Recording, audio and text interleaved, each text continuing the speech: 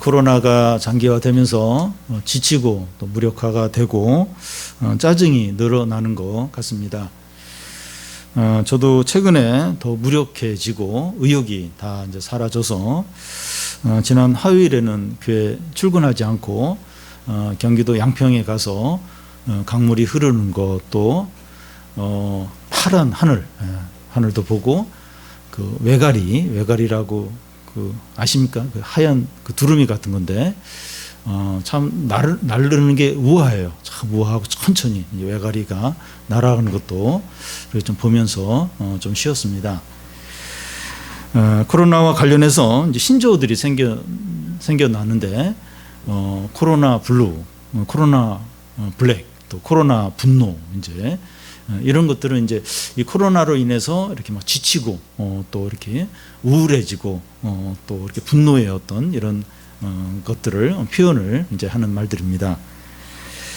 요즘은 이제 뭉치면 죽고 흩어지면 산다 이런 말이 또 유행을 하고 있는데 우리는 은혜를 받으려면 뭐 해야 돼요? 그리고 서로 이제 막 연락을 해야 되는데 그렇게 하면 이제 안 되는 거예요.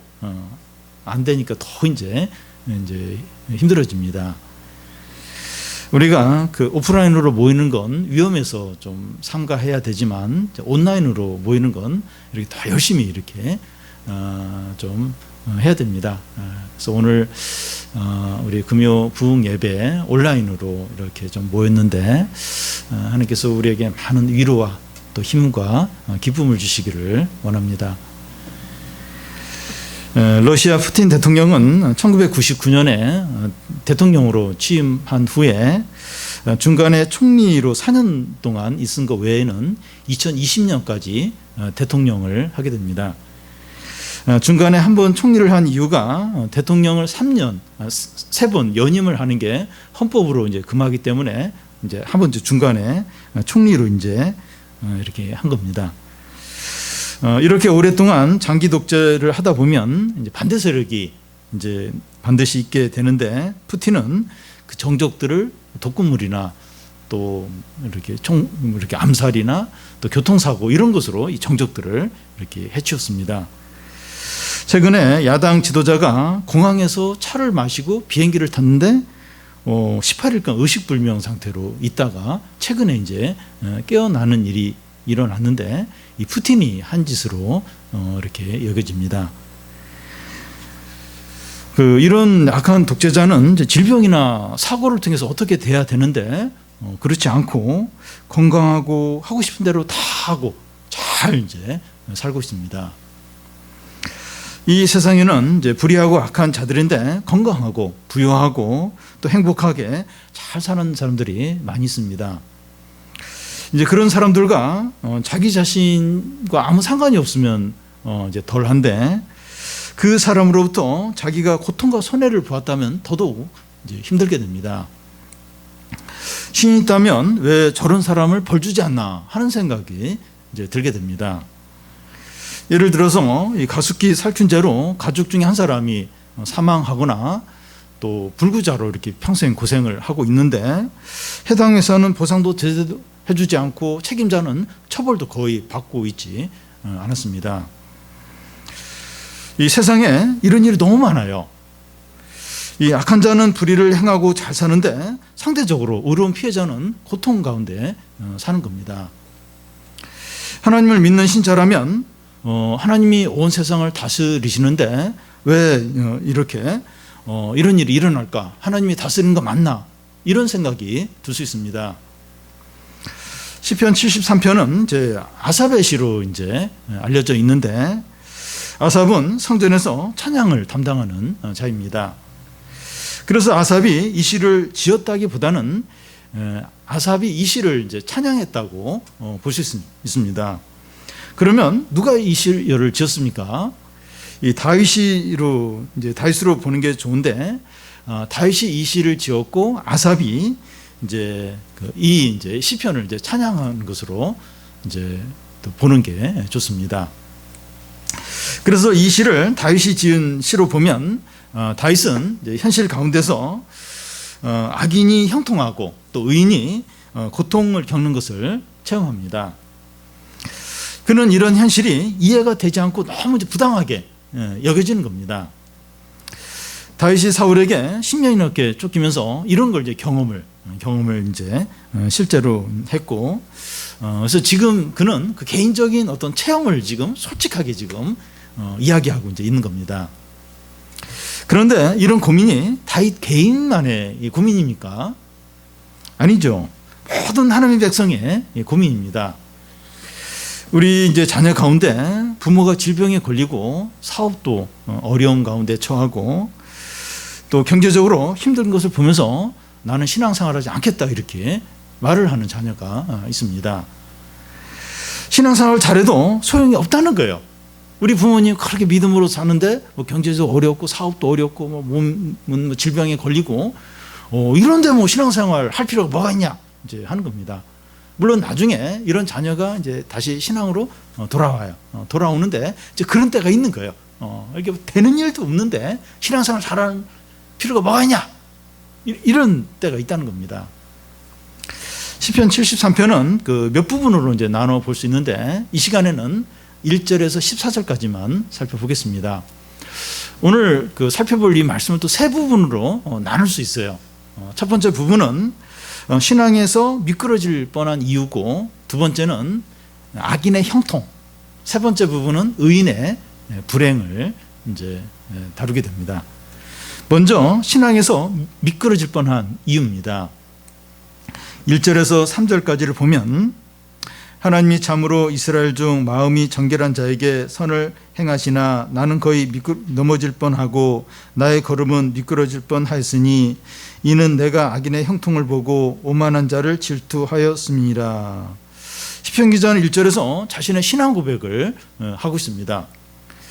하나님이 참으로 이스라엘 중 마음이 정결한 자에게 선을 행하신다는 거예요. 이 마음이 정결한 자는 이제 진정한 신자를 이제 가리킵니다. 이 겉으로 할례를 받은 자가 아니라 마음의 할례를 받은 자가 신실한 신자이고, 또 혈통적인 아브라함의 자손이 아니라 아브라함의 믿음을 가진 자가 진정한 이제 신자입니다. 이 마음이 정결한 자는 복이 있나니 그들이 하나님을 볼 것이요 이렇게 했습니다. 주여주여하는 자마다 천국에 들어가는 것이 아니라 아버지 뜻대로 행하는 자가 천국에 들어갑니다. 하나님은 마음이 청결한 자, 곧 이 진정한 신자에게 선을 행하십니다. 여기서 이제 선을 행한다고 하는 건 이 축복을 주신다는 거죠. 하나님은 마음이 깨끗하고 그 말씀대로 행하는 자를 축복하십니다. 이것이 이제 신명기적인 말씀이죠. 신명기의 말씀, 주된 말씀이 뭔가 하면 너희가 가나안에 들어가서 하나님을 사랑하고 말씀에 순종하면 축복을 받지만 우상 숭배를 하고 하나님에게서 떠나면 저주를 받는다는 겁니다. 다시 말해서 하나님은 마음이 청결한 자에게 복을 주십니다. 시편 기자인 다윗은 그런 믿음을 가지고 있어요. 하나님은 마음이 청결한 자, 곧 하나님을 사랑하고 그 말씀에 순종하는 자를 축복하신다, 축복한다는 겁니다. 이 믿음은 모든 성도들이 가지고 있습니다. 우리도 이 믿음을 가지고 있습니다. 모든 성도들은 이 믿음을 가지고 살아갑니다. 우리는 하나님을 바라보고 모든 것을 맡기고 또 모든 좋은 것을 기대합니다. 우리는 믿음을 가지고 어려운 가운데 인내해요. 유혹을 거절합니다. 그리고 열심히 봉사를 해요. 이 믿음을 가지고 하나님을 잘 믿으면 하나님 복을 주신다. 이 믿음을 가지고 이제 모든 걸 하고 있습니다. 그런데 시편 기자는 큰 시험에 빠지게 되는 거예요. 2절에 보면 나는 거의 넘어질 뻔하였고 나의 걸음이 미끄러질 뻔했다는 겁니다. 나의 발이 거의 넘어질 뻔하고 내 걸음이 미끄러질 뻔했다는 거예요. 시편 기자 자신이 무너지고 그의 인생이 나락으로 떨어질 뻔했다는 겁니다. 성도에게 무너지고 나락에 떨어질 뻔하는 게 뭡니까? 성도가 넘어지고 나락에 떨어지고 그런 일에 해당하는 게 뭐죠? 하나님을 떠나는 것이고 신앙을 버리는 겁니다. 이것보다 더 큰 위기와 더 큰 위험은 없습니다. 물론 다윗은 하나님을 버리거나 배신하지 않았지만 그 직전까지 갔다는 거예요. 다윗이 왜 이렇게 합니까? 다윗에게 무슨 일이 일어났길래 다윗이 신앙을 버리기 직전까지 가게 됩니까? 다윗이 질병에 걸리거나 가난해지거나 또 악한 자의 공격을 받거나 미래의 불안 때문이 아닙니다. 만약에 그에게 이런 어려움이 있었다면 하나님께 기도했을 거예요. 하나님께 지금 먹을 것이 없고 질병 가운데 있고 하나님께 간절히 기도를 했을 것이고, 이런 일 때문에 하나님을 떠날 결심은 하지 않았을 겁니다. 그러니까 이런 어려움이 있으면 하나님께 막 기도하고 하나님께 매어 달리지, 이런 일 때문에 나 하나님 떠나겠다 그렇게 하지는 않았을 거라는 거예요. 예를 들어서 그 친한 친구 관계에서나 부부 관계에서 이 친구와 절교를 해야겠다, 이혼을 해야겠다, 이런 마음을 먹는 이유는 어려움이나 질병이나 경제적인 문제가 아니라 신뢰가 깨졌을 때 이런 마음을 먹게 되죠. 성도와 하나님 관계가 그렇습니다. 시편 기자는 자기가 하나님을 떠날 뻔한 이유가 무엇이라고 말합니까? 3절에 이는 내가 악인의 형통함을 보고 오만한 자를 질투하였기 때문이라는 거예요. 그러니까 경제적인 거나 질병 이런 문제가 아니라 악인이 형통하고 의인이 오만한 자가 잘 되는 이런 걸 보면서 자기가 이제 이렇게 넘어질 뻔했다는 겁니다. 여기서 보고, 이 악인의 형통함 보고 하는데, 보고는 부러워하는 것을 말합니다. 악인이 잘 되고 평안한 것이 부러운 거예요. 부러운 겁니다. 여기 또 오만한 자는 하나님을 높이는 대신에 자기를 높이는 자를 말하는데, 그런 자를 보면서 질투심이 생기는 겁니다. 시편 기자는 하나님 없이 온갖 죄를 다 짓고 사는 자들이 편안하게 잘 살고 또 인기가 있는 것을 볼 때 부럽고 시기심이 생기고 또 화가 이제 난다는 겁니다. 솔직하게 지금 이런 표현을 지금 하고 있어요. 너무나 부럽고 나도 그렇게 되고 싶고 질투심이 생기고 화가 난다는 거예요. 화가 난다는 겁니다. 악한 자들이 저렇게 잘 되고 행복한데 나는 되는 일이 없고 고통 가운데 있습니다. 이런 모든 걸 허락하신 하나님께 배신감이 느껴지고 하나님을 떠나고 싶다는 거예요. 솔직하게 지금 그 얘기를 하는 거예요. 솔직히 지금 그렇다는 거예요. 너무 하나님께 배신감이 느껴지면서 이 신앙을 버리고 이제 싶은 마음이 너무나 크게 든다는 겁니다.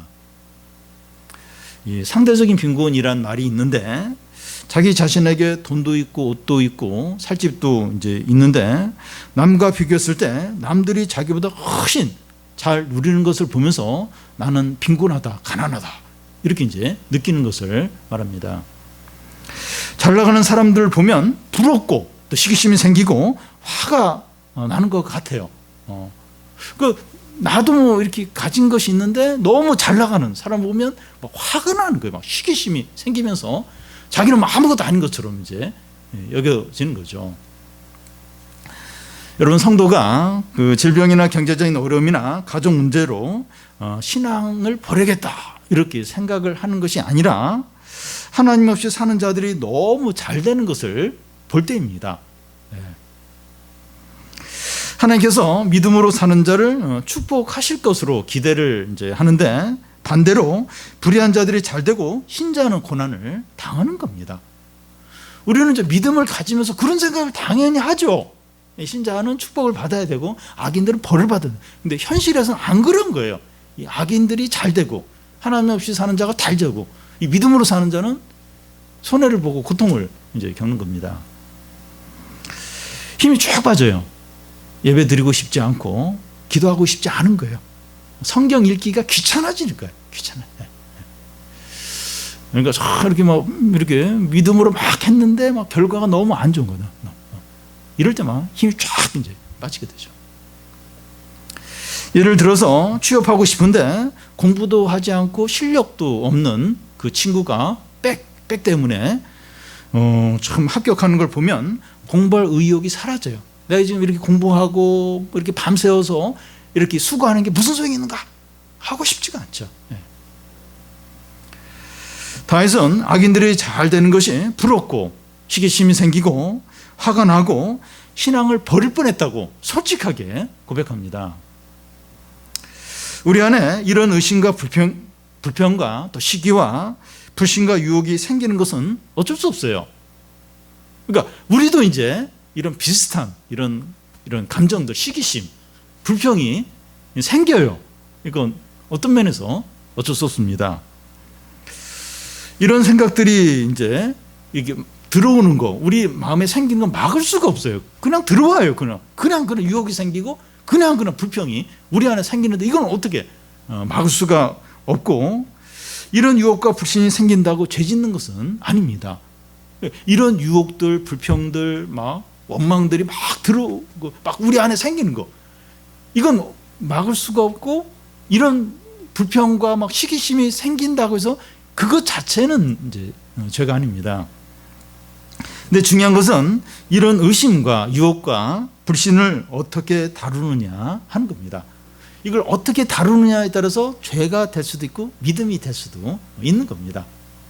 그러니까 그런 어떤 부정적인 생각들, 불평들 이게 막 우리 안에 생기는 거 어쩔 수가 없어요. 어떤 면에서. 근데 이걸 어떻게 다루느냐에 따라서 그게 죄가 될 수도 있고 믿음이 될 수도 있습니다. 또 다른 표현을 하면 그 새가 머리 위로 이렇게 지나가는 건 어쩔 수 없지만 새가 머리에 둥지를 튼 건 막을 수 있다는 겁니다. 여러분, 다윗은 정직했고 하나님께 그 고민을 가지고 나갔습니다. 이러면 믿음인 거예요. 이게 믿음인 겁니다. 지금 이제 다윗이 너무 힘들다고, 그리고 막 원망이 생기고 막 신앙을 버릴 뻔하고 막 그랬다고 해서 너무 힘들어서 술 마시러 가거나 죄 지으러 갔으면 이건 죄 짓는 거예요. 진짜 믿음이 아니에요. 근데 하나님께 나온 거예요. 하나님께 나와서 지금 내가 신앙을 버릴 뻔했다고 하면서 하나님께 지금 그 자신의 힘든 부분을 다 쏟아놓고 있습니다. 믿음이죠. 믿음입니다. 여러분, 우리 안에 이런 의심과 불안과 시기심과 유혹이 들어오지 않을 수는 없지만 중요한 것은 정직하게 하나님 앞에 가지고 나아가서 고백을 하는 거예요. 그러면서 하나님의 말씀을 들으려고 하는 겁니다. 이 시편 73편 뒤쪽에 가면 이 다윗이 그런 고백을 해요.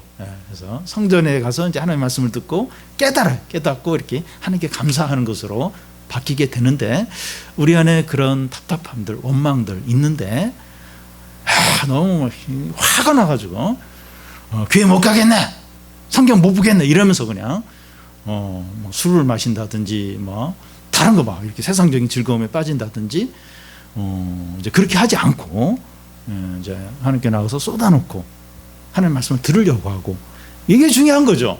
이게 진짜 믿음이죠. 그러면 그 믿음에 대해서 하나님 반드시 응답을 하십니다. 응답을 하시고 이렇게 회복을 시켜주시고 반드시 거기에 합당한 선물을 주십니다. 악인이 이제 어떻게 이제 형통하는가 하는 것인데, 4절부터 11절까지 쭉 이제 그게 나와 있습니다.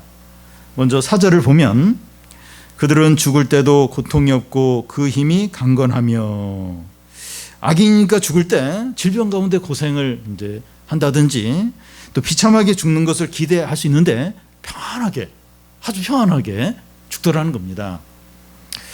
어떤 사람이 악한 독재자들의 최후가 어떻게 되는가 그걸 이렇게 조사를 했는데 25%에서 30% 정도만 비참하게 최후를 맞고 나머지 악한 독재자들은 다 편안하게 보통 사람들처럼 죽더라는 겁니다. 조금 다른 이야기지만 그 남편들이 평생 동안 아내를 고생시키는 경우가 많은데, 남편이 죽기 전에도 이 아내들이 남편의 병을 간호하느라 고생하는 경우가 많이 있습니다. 죽기 전에는 반대로 남편이 아내의 병을 수발하면서 고생을 해야 할 것 같은데 현실은 그렇지 않은 겁니다. 평생 동안에도 고생시키고 죽기 전까지도 아내를 고생시키는 경우가 많이 있습니다. 대부분의 악인들이 평생 동안 건강하게 잘 지내다가 죽을 때도 편안하게 죽더라는 겁니다. 5절을 보면 사람들이 당하는 고난이 그들에게 없고 사람들이 당하는 재앙도 그들에게는 없나니. 코로나가 대유행하고 또 홍수로 큰 피해를 보고 있는데 우리 생각에는 누군가 이 코로나에 걸리고 어떤 피해를 보게 된다면 상대적으로 악하고 못된 사람이 그렇게 되었으면 하는 그런 생각을 개인적으로 이렇게 하는데 실제로는 그렇지 않다는 겁니다. 미국의 경우에 이 코로나에 걸리는 사람들을 보면 흑인들이나 이민자들이나 유색인종들이 대부분이고 부유한 백인들은 많지 않아요. 많지 않습니다. 홍수가 나서 피해를 보는 사람들은 농촌이나 반지하에 살거나 가난한 사람들이 많고 또 취업난이나 경제난이나 주택난을 겪는 사람들을 보면 대부분 가난하고 이 약한 자들이 피해를 이제 당하지 이 악한 자들이 피해를 보는 것은 아니에요. 또 7절을 보면 살찜으로 그들의 눈이 솟아나며 그들의 소득은 마음의 소원보다 많으며. 악인이 너무 많아서 눈이 튀어나온다는 것을 말하는데 실제로 많이 먹으면 얼굴에 살이 쪄서 눈이 더 들어가지 않나 생각이 됩니다. 여기 눈이 튀어나온다고 하는 것은 그 악인의 외모를 조롱하는 말이라기보다는 그들의 어떤 교만함을 이제 표현하는 말로 생각이 됩니다. 또 그들의 소득은 이제 마음의 소원보다 많다고 하는데 기대한 것보다 수입이 더 많다 하는 그런 의미로 볼 수도 있지만 그들의 욕심이 한계가 없이 많다는 것을 의미합니다. 그러니까 탐욕이 지나치다는 거예요. 한계가 없이 너무나 탐욕을 이제 부린다는 겁니다. 악인들이 얼마나 이제 교만한가 하는 게 6절, 8절, 9절에 이렇게 말씀합니다. 6절을 보면 그러므로 교만이 그들의 목걸이요 강포가 그들의 옷이며, 또 8절에 보면 그들은 능욕하며 악하게 말하며 높은 데서 거만하게 말하며, 또 9절을 보면 그들의 입은 하늘에 두고 그들의 혀는 땅에 두루 다니는도다. 6절에 이 교만이 그들의 목걸이요 하는데 사람들이 목걸이를 하는 이유는 드러내기 위해서, 자랑을 하기 위해서 합니다. 그런데 악인들은 교만을 자랑거리로 여긴다는 거예요. 자랑으로 여긴다는 겁니다. 같은 6절에 강포가 그들의 옷이요 하는데 그 옷은 어떤 일상적인 거죠. 일상적인 것을 말합니다. 악인에게 강포, 곧 폭력은 일상적이라는 겁니다. 전에 한국의 대표적인 항공사 회장의 딸들과 이 모친이 직원들에게 물건을 던지고 때리기도 하고 폭언을 이제 했었습니다. 체육계에서 감독이나 코치가 선수들을 상습적으로 폭행하는 일이 있었습니다. 또 부모가 어린 자녀에게 상습적으로 폭행을 해서 구속되는 경우도 있었습니다. 악인들이 이렇게 행합니다. 이렇게 폭행을 상습적으로 악인들이 이렇게 행합니다. 8절 중간에 그 높은 데서 거만하게 말한다 하는데 하늘에 있는 자처럼 모든 피조물과 하나님보다도 더 높은 자처럼 자기를 높이고 또 자신의 말을 신의 명령처럼 여기는 것을 가리킵니다. 대표적인 예를 들면 애굽의 바로 왕이나 바벨론의 느부갓네살 왕이나 또 그 에스더에서 나온 하만 같은 사람들, 또 아수렛이나 그 랍사게 같은 사람들을 가리킵니다. 악인들이 얼마나 교만한가 하면 이 9절 앞에 그들의 입은 하늘에 두고 하는데 이 무슨 말인가 하면 그들의 입이 하늘을 대적한다는 거예요.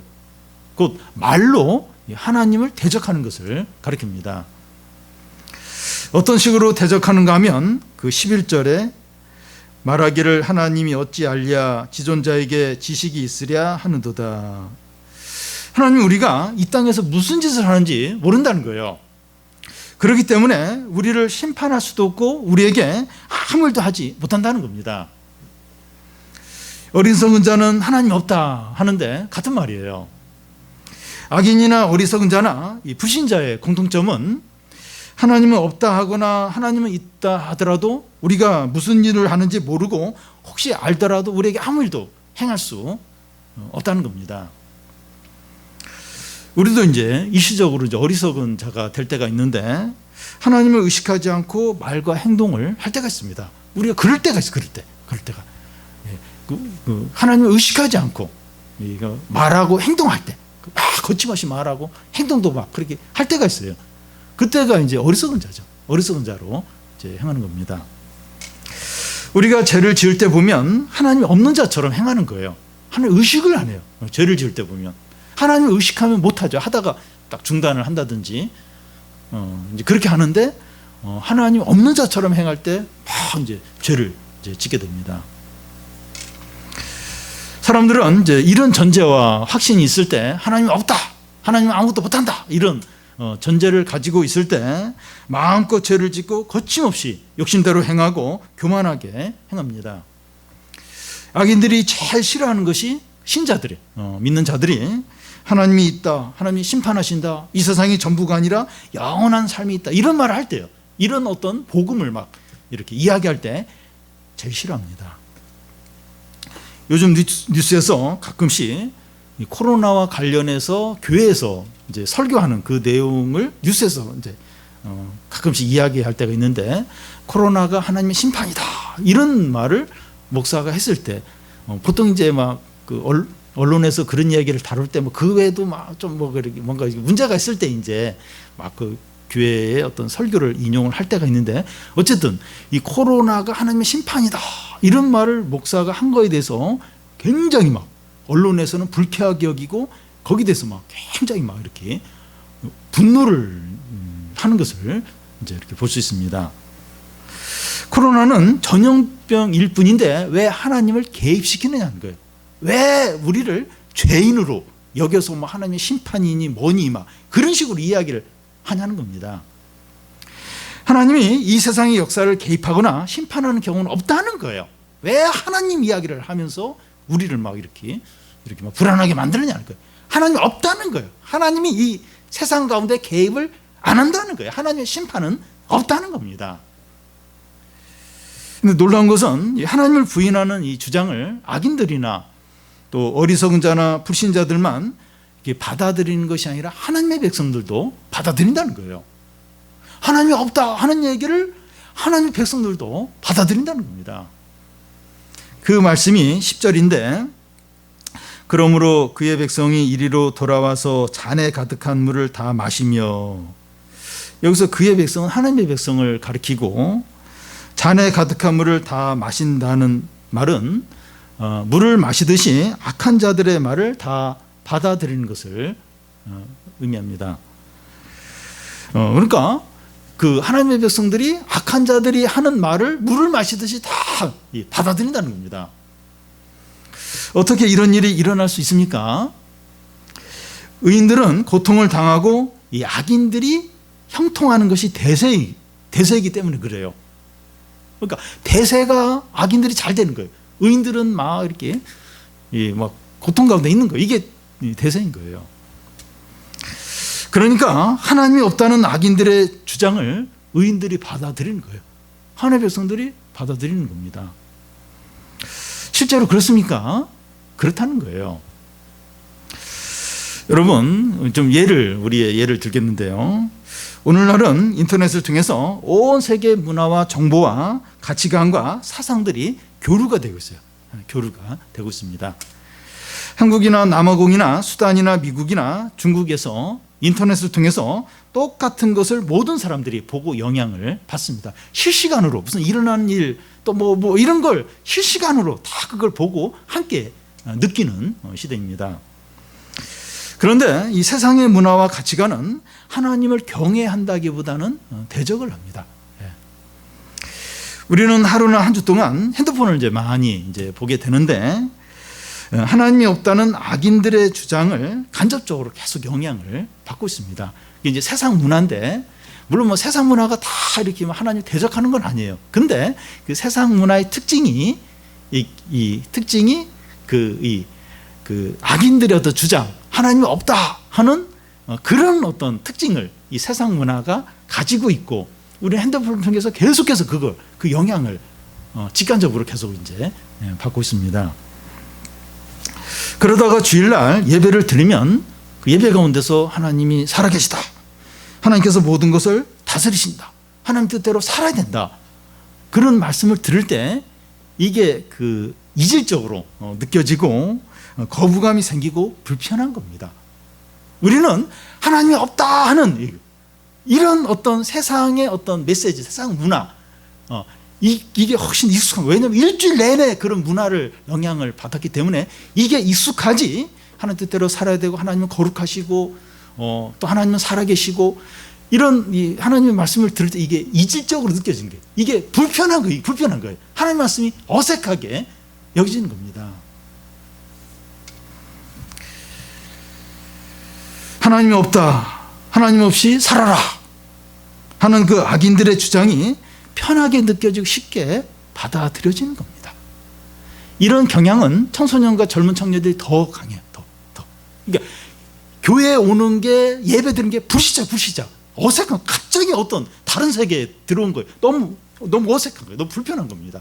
세상이 편한데, 세상이 익숙한데, 이 세상 문화, 하나님이 없다, 하나님은 우리의 삶에 관여하지 못한다, 이런 걸 주장하는 이런 문화와 또 이런 어떤 메시지에 익숙한 겁니다. 우리 어른들도 이미 많이 물이 들었어요. 이런 거에 많이 물이 이미 들어버렸습니다. 물론 세상 문화가 다 악하거나 부패하거나 음란한 것은 아니지만 또 긍정적이고 가치 있는 것도 많이 있어요. 물론 많이 있습니다. 성도가 성령 충만한 가운데 세상 문화를 판단하고 분별을 해야 됩니다. 그런데 우리는 세상 문화를 분별 없이 받아들일 때가 많기 때문에 악한 물을 많이 마시는 거예요. 많이, 이미 영혼과 마음에 많이 그 악한 물이 들어와 버린 겁니다. 이미 우리 영혼과 마음 안에 악한 독이 많이 들어와 있어서 하나님의 영광과 거룩보다는 욕심과 정욕이 더 익숙한 거예요. 되게 편한 겁니다. 하나님의 영광, 거룩 뭐 이런 거 들으면 막 불편해요. 불편합니다. 어색합니다. 싫어요. 경건하고 막 이런 거 싫은 거예요. 정욕과 욕심과 마음대로 하는 이게 이제 편한 겁니다. 여러분, 우리가 얼마나 회개를 해야 되는지 몰라요. 그리고 얼마나 말씀을 가까이 하고 우리 기도를 많이 하고, 그래서 우리 마음과 영혼이 깨끗게 되도록, 거룩해 되도록, 우리 안에 성령이 계시는데 성령이 우리 안에서 마음껏 일하시도록 얼마나 우리가 우리 자신을 이렇게 바꾸고 새롭게 하도록 몸부림을 쳐야 되는지 모릅니다. 다음은 그 의인의 고난입니다. 12절부터 14절까지 보면, 볼지어다 이들은 악인들이라도 항상 편안하고 재물은 더욱 불어나는도다. 내가 내 마음을 깨끗하게 하며 내 손을 씻어 무죄하다 한 것이 실로 헛되도다. 나는 종일 재난을 당하며 아침마다 징벌을 받았도다. 시편 기자는 13절에 내 마음이 깨끗하게 하고 내 손을 씻어 무죄한다고 했는데, 이 마음을 항상 정결하게 하고 행위에서 흠이 없게 하는 것을 말합니다. 마음과 행위로 죄를 짓지 않는 것이 얼마나 힘든지 몰라요. 마음을 항상 깨끗하게 하고 이렇게 삶에 있어서, 행동에 있어서 죄를 짓지 않으려고, 이게 얼마나 어려운지 몰라요. 얼마나 어려운지 모릅니다. 시편 기자는 그 1절에서 고백한 것처럼 하나님은 마음이 정결한 자에게 선을 대하신다는 믿음을 가지고 이렇게 살았어요. 이렇게 마음을 깨끗하게 하고 죄를 짓지 않도록 몸부림을 치면서 이렇게 살았습니다. 그가 기대한 것은 하나님의 축복이죠. 이렇게 살면서 하나님 복 주시기를 기대를 이제 했습니다. 그가 이렇게 기대를 한 것은 지나친 거나 잘못된 것이 아니죠. 몸부림을 치면서 죄 안 지으려고 하면서 하나님의 축복을 기대하면서 사는 것은 당연한 거죠. 이게 옳은 거죠. 성도들은 믿음으로 살면서 하나님의 축복을 기대하는데 당연합니다. 이거 옳은 거죠. 그런데 다윗이 삶 가운데서 매일 경험하는 게 뭐예요? 마음을 깨끗하게 하고 죄를 짓지 않으려면서 몸부림을 치면서 사는데 매일 삶 가운데서 경험하는 건 뭡니까? 14절에 보면 종일 재난을 당하며 아침마다 징벌을 받는 겁니다. 반대로 악인은 어때요? 악인은 어떻습니까? 그 12절을 보면 항상 편하고 재물이 더욱 불어나는 겁니다. 마음을 깨끗하게 하고 죄를 안 지으면 몸부림을 치는 그 다윗은 매일 아침마다 재난을 당해요. 고통을 당해요. 근데 하나님 없이 막 욕심대로 살고 막 죄를 밥 먹듯이 지으면서 탐욕적으로 사는 사람은 재산이 계속 늘어나요. 아침에 일어나면 늘어나요. 계속 주식도 올라가고 집을 샀는데 집값이 올라가고 뭐 수입이 점점 늘어나고 편안한 거예요. 지금 아픈 사람도 없고 그 이렇게 믿음으로 사는 사람 자꾸 가족이 병이 걸리고 막 그런데 이 악인은 뭐 그런 것도 없는 겁니다. 현실에서는 하나님의 악인을 축복하고 의인을 저주하는 것처럼 보입니다. 여러분, 이것이 우리가 현실에서 경험을 하는 겁니다. 우리가 진짜 이렇게 믿음으로 이렇게 사는데 우리가 기대하는 거, 기대한 대로 안 돼요. 반대로 되면 안 돼요. 우리가 이제 매일 현실에서 어떤 면에서 겪는 거예요. 겪는 겁니다. 잠언에 교만은 패망의 선봉이라고 하는데 현실에서는 교만한 자가 잘 됩니다. 분명히 이 성경에서는 교만한 자는 패망의 선봉이다. 이 망하는 것의 앞잡이다. 제일 먼저 망하고 그렇게 될 수밖에 없다고 하는데 현실에서는 교만한 자가 잘 돼요. 잘 됩니다. 잘 돼요. 잘 돼요. 그래서 시편 기자는 그 신앙생활을 열심히 한 것에 대해서 뭐라고 고백을 합니까? 13절 끝에 보면 헛되도다.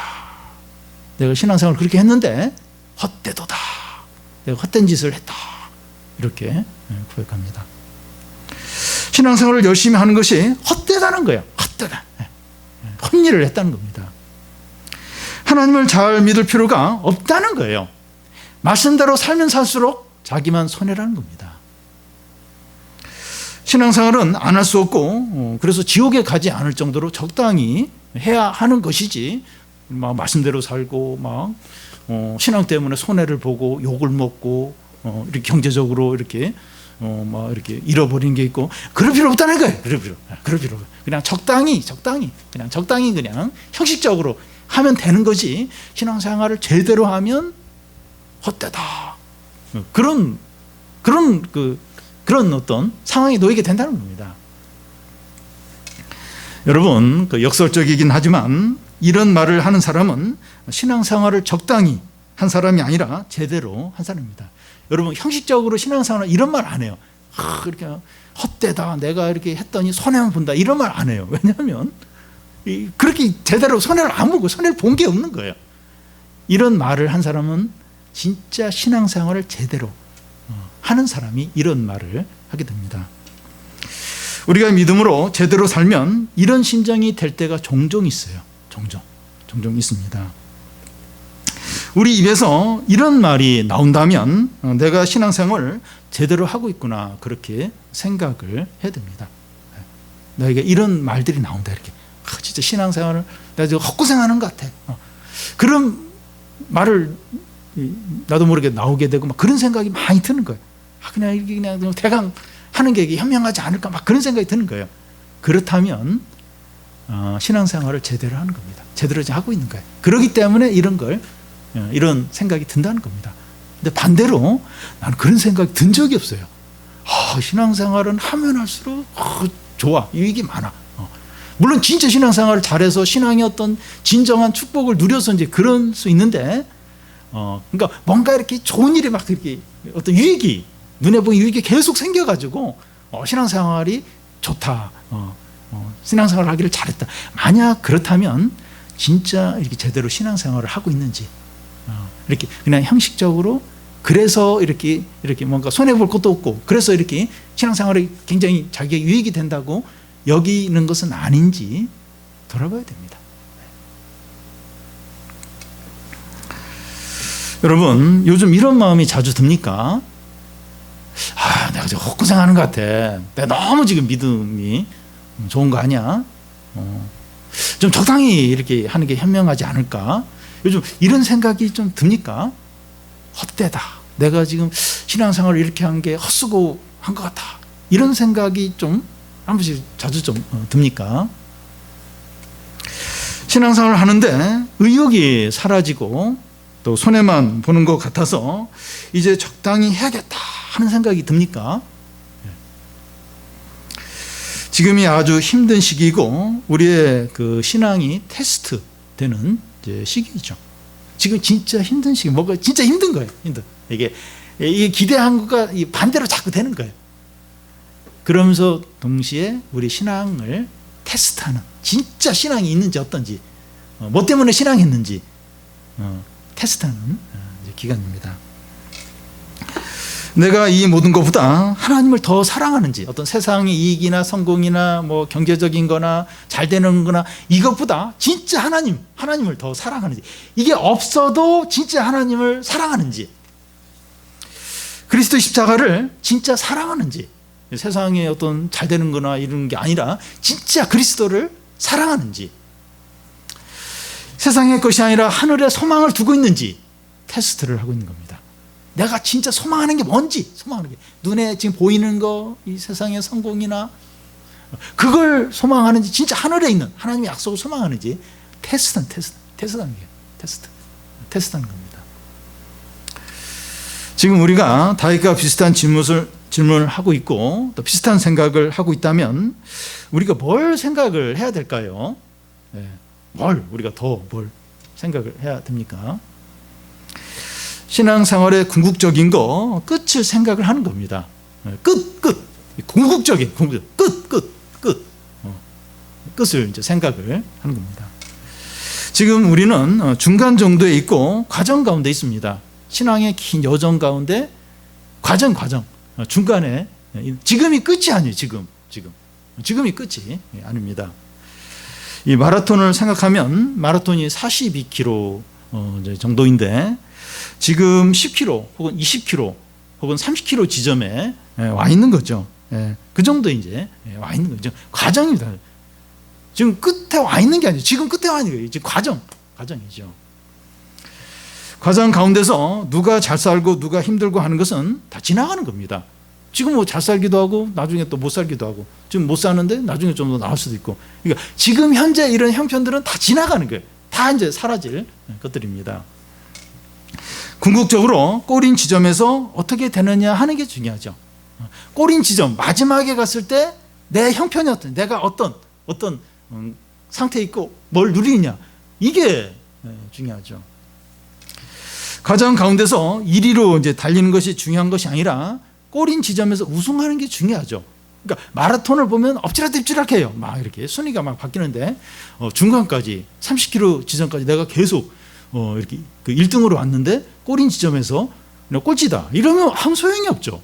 근데 반대로 35km 지점까지 계속 꼴찌로 왔는데 막 마지막에 엄청난 이렇게 힘을 발휘해서 우승했다. 그러면 그게 중요한 거죠. 그래서 그 마지막에 궁극적인 끝이 어떠냐, 이게 중요한 거죠. 그래서 그걸 생각해. 그걸 지금은 과정이고 궁극적으로 끝에 누가 승자냐, 이걸 계속 생각을 해야 됩니다. 지금 다 지나가요. 다 지나가요. 한 번씩 생각을 하면 참 이렇게 시간이 빠르다는 생각이 많이 듭니다. 시간이 진짜 빠르죠. 진짜 빠릅니다. 보면 이렇게 애짓하고 참 이렇게 한심하던 그런 사람들이 벌써 이제 청년이 되고 어른이 되어서 돈을 벌어 오고 부모를 이렇게 책임지려고 하고 또 부모가 또 이렇게 뭔가 부탁을 해야 되고, 그러니까 시간이 굉장히 다 변해요. 그러면서 이제 우리 어른들은 더 이제 늙어가는 거죠. 늙어가고 병들고 죽고, 그러니까 다 지나가요. 근데 결국 그 마지막에 궁극적으로 그 상태가 뭐냐, 그때가 어떠냐, 그게 중요해. 이제 그걸 이제 바라봐야 되죠. 그리고 현실과 눈앞의 어려움들을 인정하고 또 하나님과 또 그의 말씀도 인정하시기 바라요. 그러니까 두 가지를 인정해야 되는데 현실과 어려움도 인정해야 돼요. 그거 막 인정 안 하려고 하고 막 이렇게 그러려고 그렇게 하면 안 되고 현실과 어려움도 인정을 해야 됩니다. 제가 자꾸 낙심이 되고 침체가 되고 막 이 코로나 가운데서 그렇게 된 이유가 이게 현실을 잘 받아들이지 못했던 거예요. 그러니까 뭐 뭔가 이렇게 회복이 되고 이제 예배나 모임이 될 것 같지 하다가 다시 또 막 원상태로 돌아가고, 그러니까 이런 현실을 인정을 해야 되는데, 인정하고 조금 여유를 가져야 되는데, 막 이게 막 인정이 안 되고 막 이렇게 뭘 이렇게 잘하려고 하고 열심히 하려고 하는데 막 현실은 뭐 이게 아니니까 또 더 막 이제 마음이 초조해지고 자꾸 힘들어지고. 근데 현실 어려움을 인정을 해야 돼. 인정을 하고 동시에 하나님과 그의 말씀도 인정을 해야 돼요. 그런데 뭐가 더 참되고 뭐가 더 영원하냐? 현실이냐 아니면 하나님이냐? 어려움이냐 하나님 말씀이냐? 하나님과 그의 말씀이 참되고 더 능력 있고 영원하죠. 그러니까 우리는 이 현실보다도 하나님을, 어려움보다도 하나님 말씀을 더 의지하는 거죠. 더 바라봐야 하는 거죠. 현재 이해가 안 되고 화가 나고 고민이 되는 이 문제에 대해서 정직해야 돼요. 그 부분에 대해서 정직하고 하나님께 가지고 나아가시기 바랍니다. 이게 힘들다고 그래서 이렇게 세상으로 나아가거나 어떤 이렇게 세상 재미에 빠지거나 그러기가 너무나도 쉬워요. 내가 신앙으로 그렇게 했는데 왜 되는 일이 왜 이래 이러면서 막 에라 모르겠다 이러면서 확 이제 이렇게 그동안 눌러놨던 욕심으로 나아가고 그러기가 얼마나 쉬운지 몰라요. 저도 막 이제 그럴 때가 있는데 그렇게 하지 않는 거예요. 하나님께 나와요. 하나님께 정직하게 그거 하나님께 나가서 쏟아놓는 겁니다. 그래서 하나님의 응답과 회복과 모든 축복을 다 받으시기를 바랍니다.